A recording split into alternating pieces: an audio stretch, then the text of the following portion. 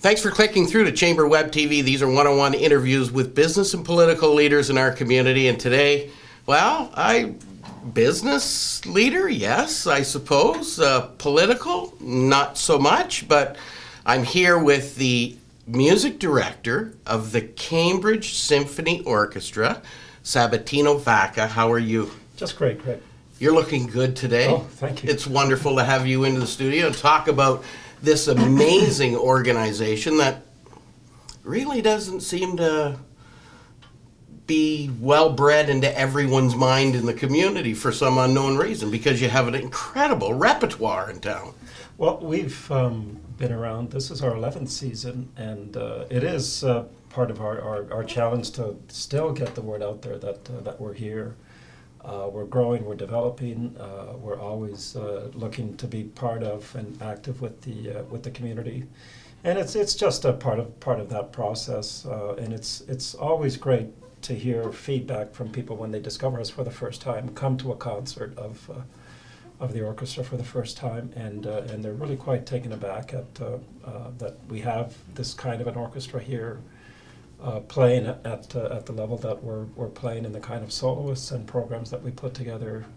It's really wonderful, and they do tend to come back, which is great. You know, I think there's no question about it. Everybody would probably say, oh yeah, I knew we had a symphony orchestra, I guess to some degree. But when was its beginning? Where did it come from?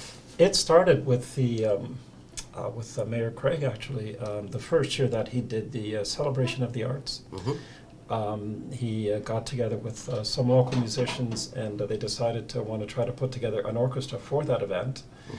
So that saw the birth of the orchestra, and then it continued from there. They started programming concerts. That was in 2004. They hired me in 2007, so I've been So you're a newbie. Rather relatively. And the orchestra is still relatively young. I mean, there's lots of orchestras in Canada, community orchestras, that some of them do start out as community orchestras, and then over the years they develop into fully professional orchestras. So yeah, we're fairly young and still going through some growing pains. But it's been a great experience. When I came on board,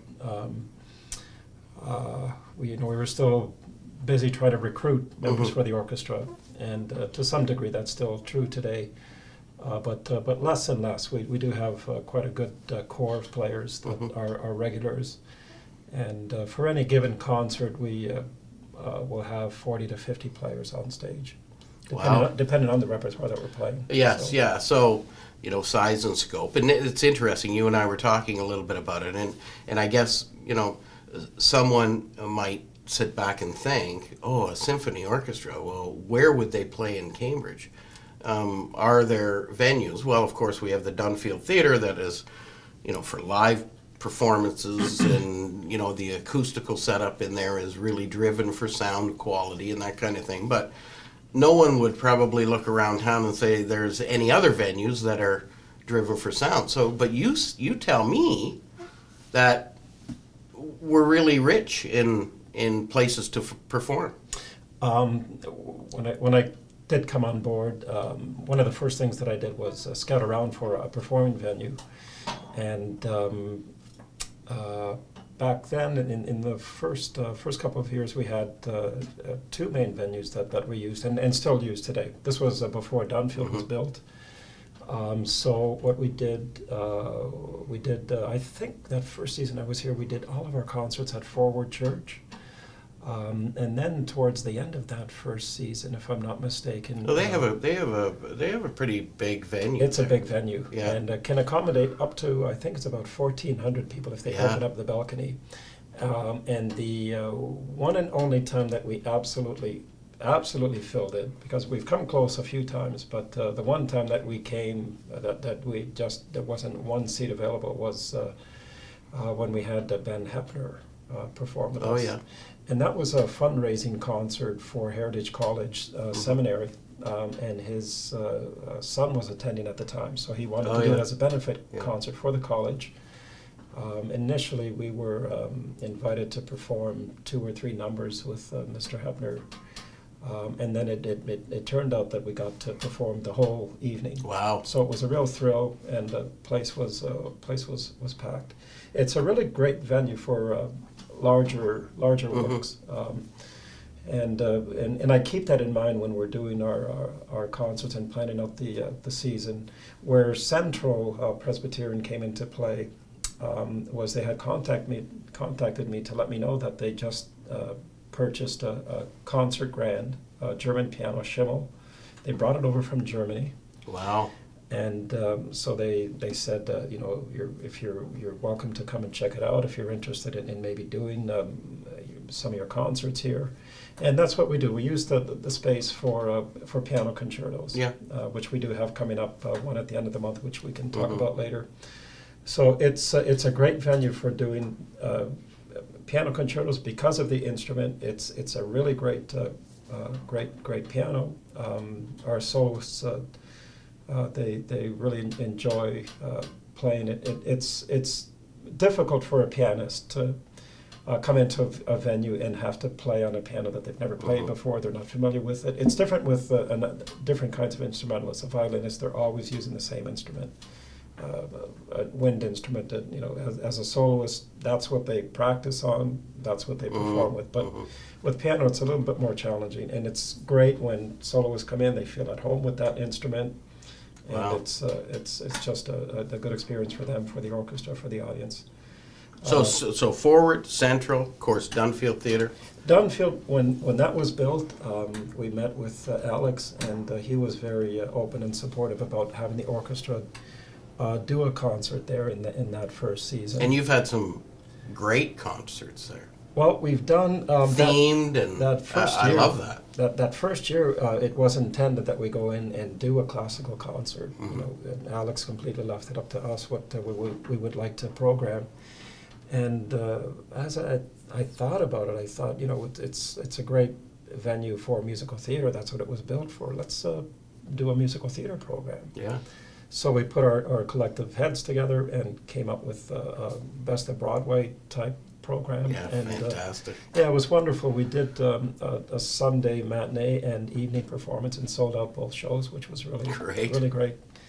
And then the second year we did a program of GNS. Yes. We involved the GNS Society from KW, which Alex had worked for as a director. So he brought the choir on board, and again we sold out an afternoon matinee and evening performance. Wow. And this past year we did a Disney program. Yeah, that was kind of interesting. Actually, it sounded like a Drayton Entertainment production, because that's what they're into. Yeah, it's been very much a collaborative. Yeah, and we're sort of planning for. Next year, the concert's going to be October 2nd, the first Sunday in October. We're still sort of figuring out which direction we're going to go, what kind of a theme, what kind of a music we're going to play. But we don't want to let out any secrets right now. Not just yet. Just to know that keep your it's dates open. For sure. Yes. Yeah.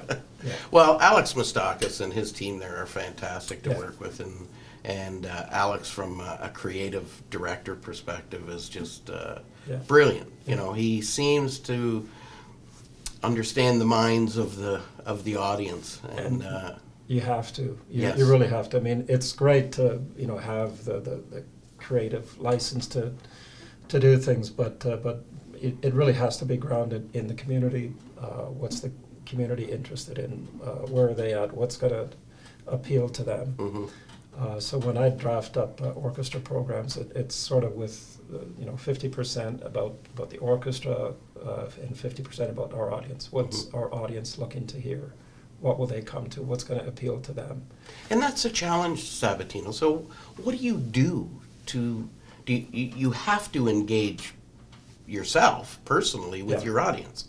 Talk to them, find out what their interests are. We're all about sort of breaking down any type of stereotype when it comes to orchestra and classical music.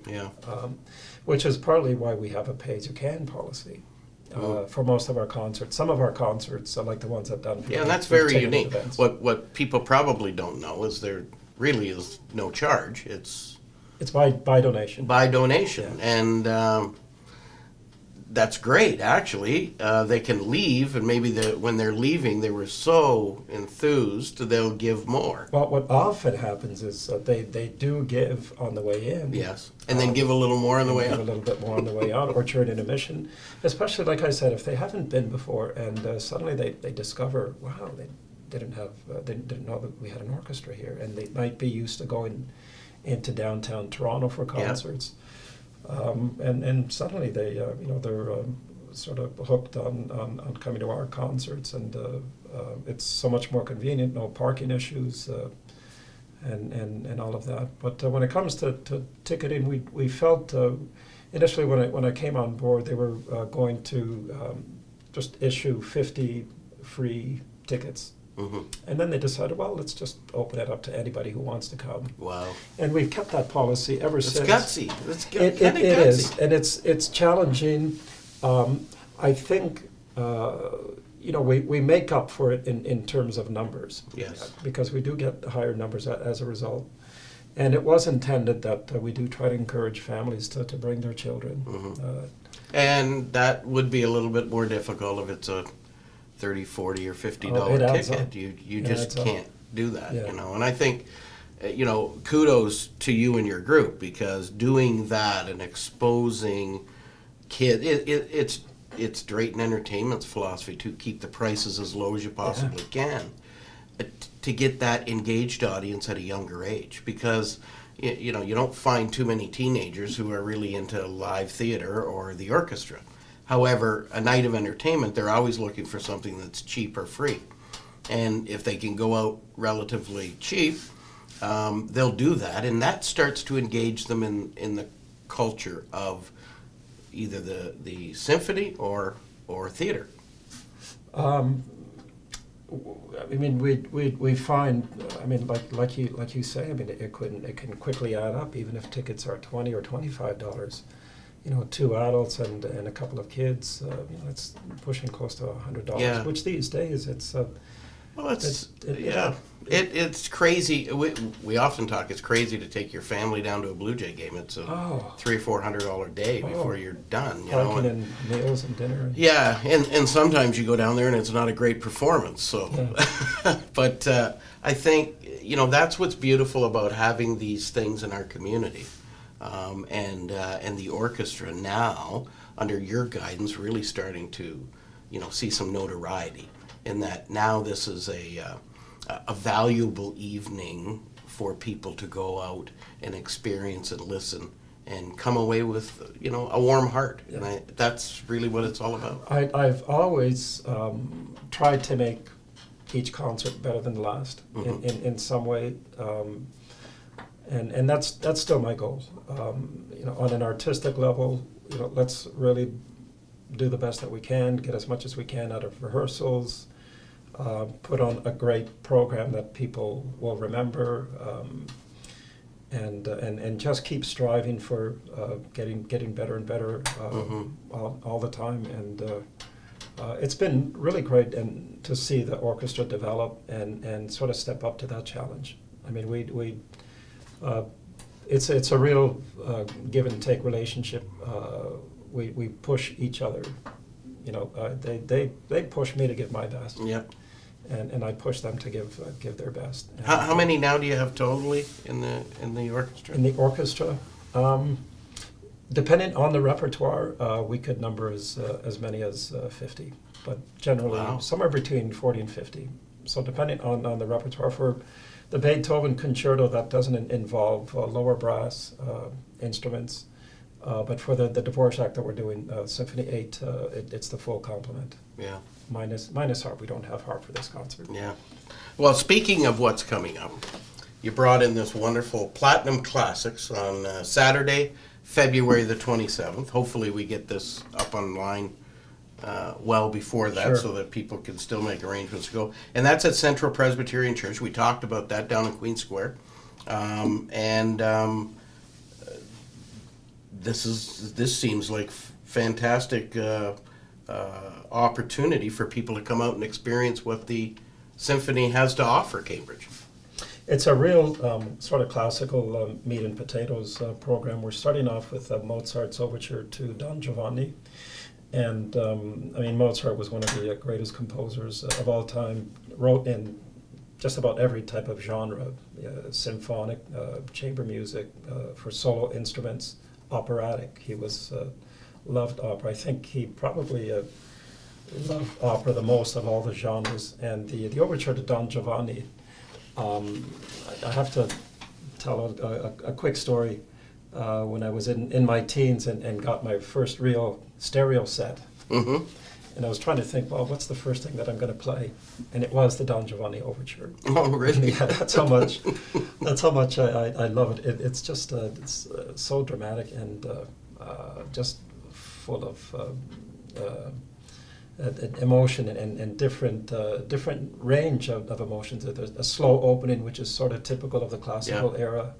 And then it breaks out into an allegro section, and very exciting, just sort of keeps you on the edge of your seat. This is a Give What You Can concert. Pay as you can. Yes, and this is at Central Presbyterian Church. How many people can fit in there? It can accommodate up to, I think, 600 or even 650, Wow, and we then- did reach capacity at our Christmas concert this past year. Oh, really? Yeah, we can talk about Is this just going to be one event then? one performance. One Yeah. performance, Saturday February night the only. 27th at 7:30 p.m. That's a Saturday at Central Presbyterian. So there's only about 600 seats. You better write it in your daytime or make sure you're there a little early. I think. Sure, let's hope that we fill it. Our pianist Heather Tavis is a professor at Laurier. She teaches piano and composition, and she's delighted to be doing Beethoven's Emperor Concerto. She was thrilled when we decided to program it and have her on as guest soloist. She had been planning to work on it and I think write a book about the 5 Beethoven piano concertos. Oh, really? Yeah, so the timing was really great that now she gets to perform the On opera this with us. wonderful new piano. On the Schimmel. Yeah. Yeah. That's going to be exciting. So you talked a little bit about possibly, not possibly, what you may be doing in the fall at the Dunfield. What else is coming? So after our February concert, to finish off the season, in April on the 15th, we'll be at City Hall, which is yet another yes. performing venue for us. And it's where we've done our annual fundraiser. This is our 6th year. And it's been great to perform there in that space and in the foyer. And we have it set up with the event involves food, drinks, silent auction. It's a real great social evening for people to come out to. And that's April the 15th? April 15th. At what time? We kick off at 7 o'clock. 7 o'clock? It runs till about 10 o'clock.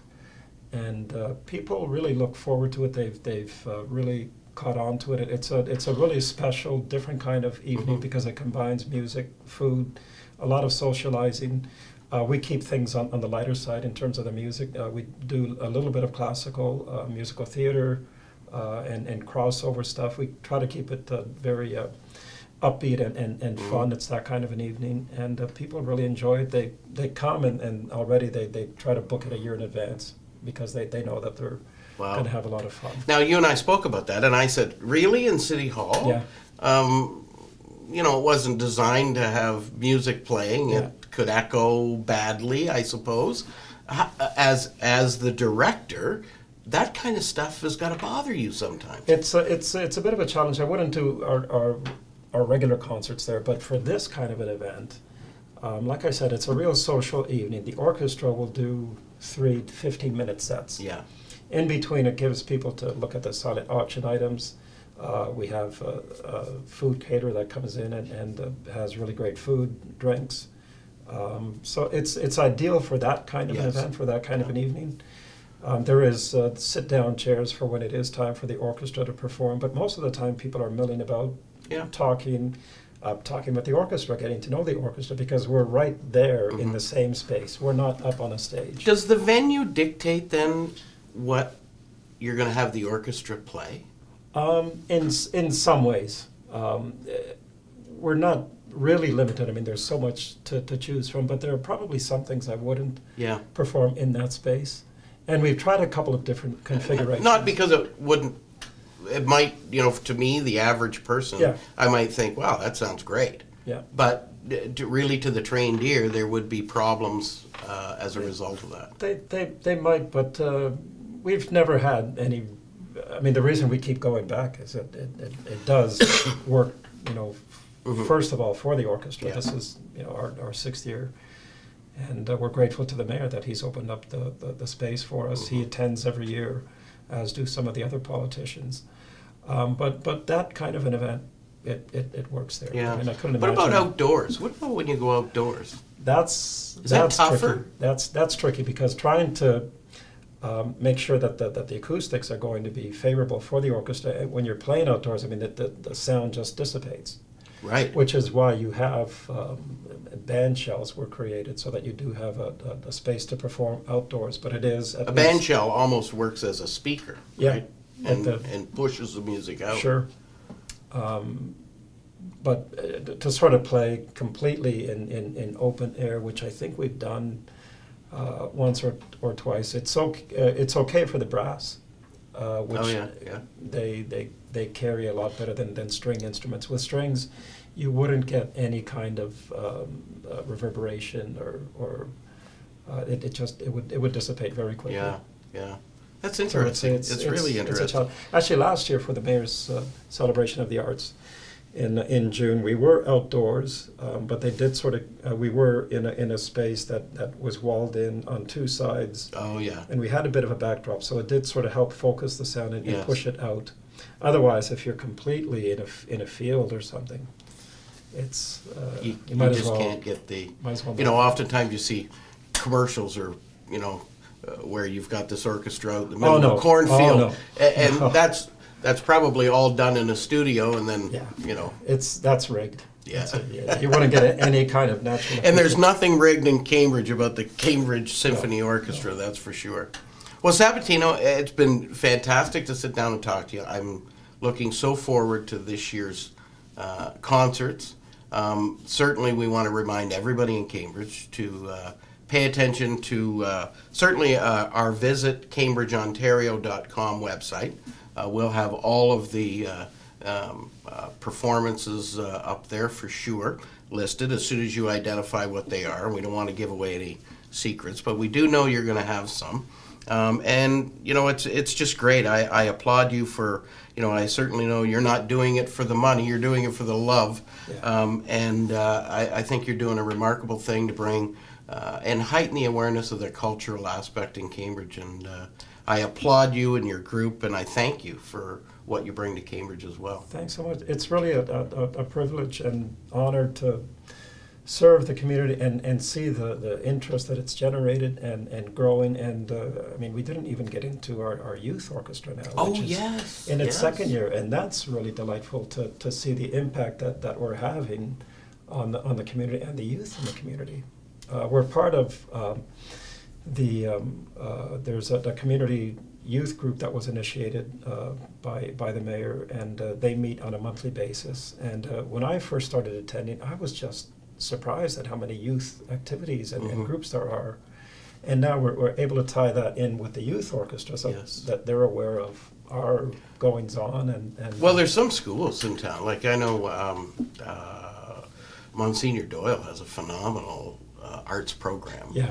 and do some wonderful things, whether it be their choir or even their instrument. I know my daughter just started grade 9 there, and she can't wait. She's taking orchestra music, and lovely. Good. she just loves it to death. And here we are paying for piano lessons for her, and she's playing the trumpet for Yeah. crying out loud and at school. But I mean, she would be a prime candidate for the orchestra. yeah, absolutely. Yeah. It's I think it's fantastic, and that's something we didn't touch on, but so critically important that we engage. And I think that I tell the Drayton Entertainment folks the same thing. It's about bringing the It youth is. in. It's about Yeah. making sure that we expose them to the cultural aspects of the arts, because it does make for a full-rounded individual. I was a sports guy. Well, we were talking sports just about the football game before we came on here. But, that's a part of our culture, too. But boy, music and theater and all of these wonderful things we have in our community now are so critically important, and we need to make sure we open up the minds of our youth to these things too. So, I honestly don't think I've ever met somebody who has taken music lessons as a child and has regretted it.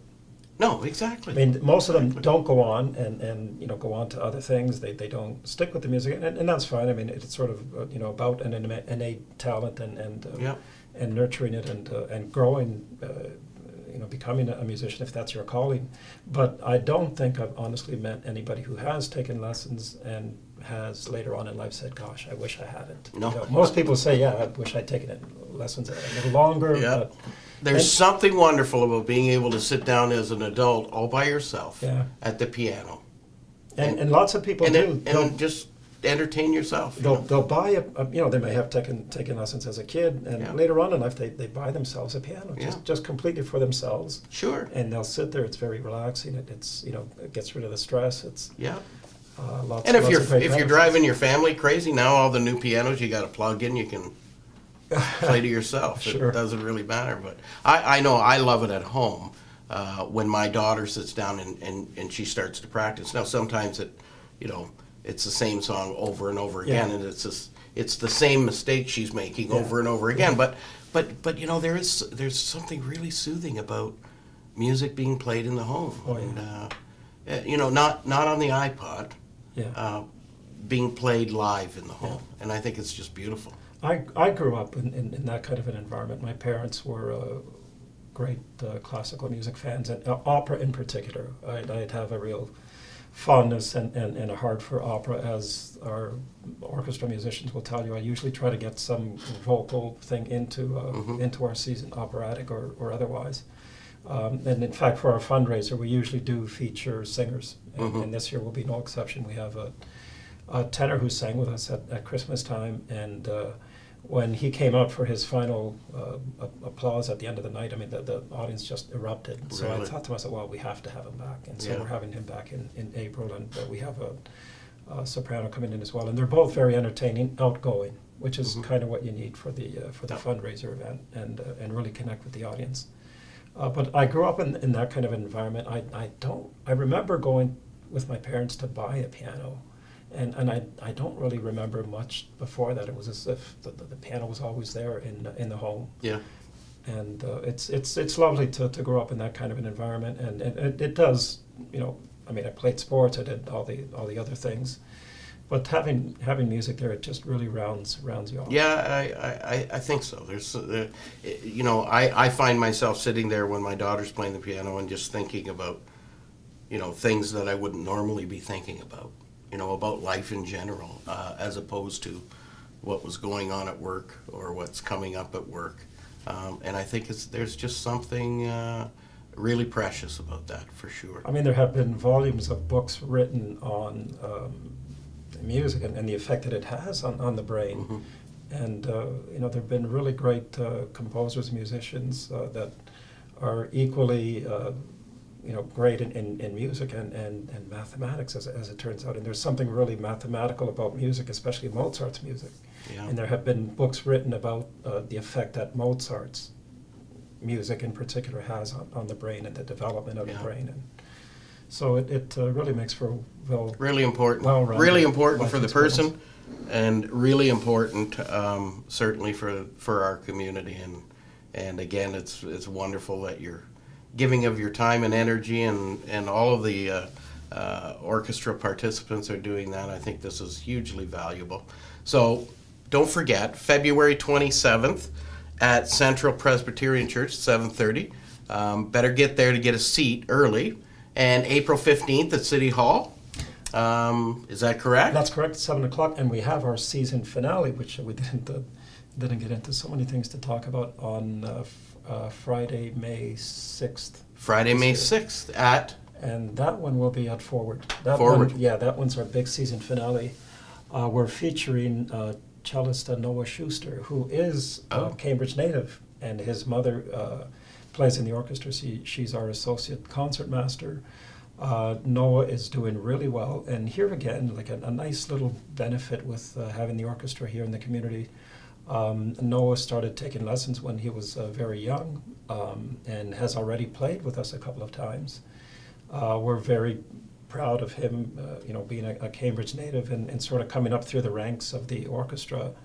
He's now studying music at McGill. Very good. He's doing very well at university, and he'll be coming back to do the Elgar Cello Concerto with us. So it's a really special occasion. It's tying in also with Youth Week, which the Youth Committee is going to help promote. And then we're finishing with Tchaikovsky's big Fifth Symphony, which is a real barn burner. So it's again another great program that I think will have lots of appeal. It's just fantastic. There's absolutely no excuse that someone can't get their taste of Cambridge Symphony Orchestra at some point this spring. Let's and let's make sure that the community gets out and listens up. Thanks for doing your part and having me come out and talk about no the problem. orchestra. Just wonderful. I think it's great. Thank you. See you at the Symphony. See you.